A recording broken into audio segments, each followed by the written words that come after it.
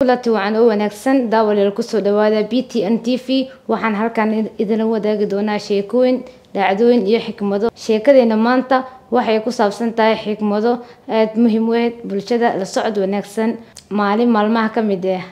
ayaa aabe lacag leh wiilkiisii yaraa u waday safar sida uu u soo baro nolosha faqiirtinimada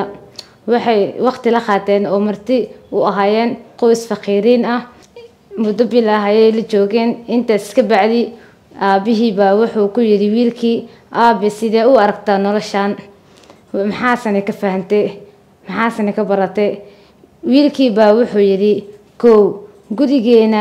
wuxuu leeyahay meel lagu dawaashado laakiin iyaga waxay leeyihiin wabi aad u weyn ay ku dawaashadaan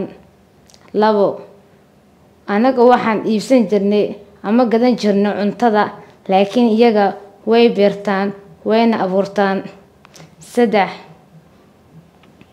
gurigeena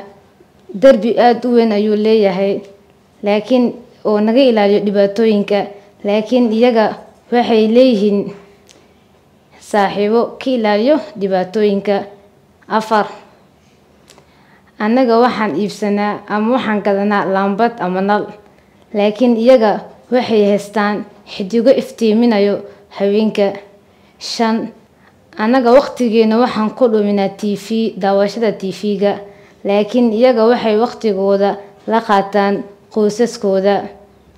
intaas markii la isla maraayo ayaa wiilkii wuxuu yiri aabe waa ku maasantahay sida ii fahansiisay inaan ahay faqiirin tuducdu sheekadanu waxaan ka qaadan karnaa taajirnimadu ma ahan lacag ee waxa taajir ah ninka noloshiisa kaafin karo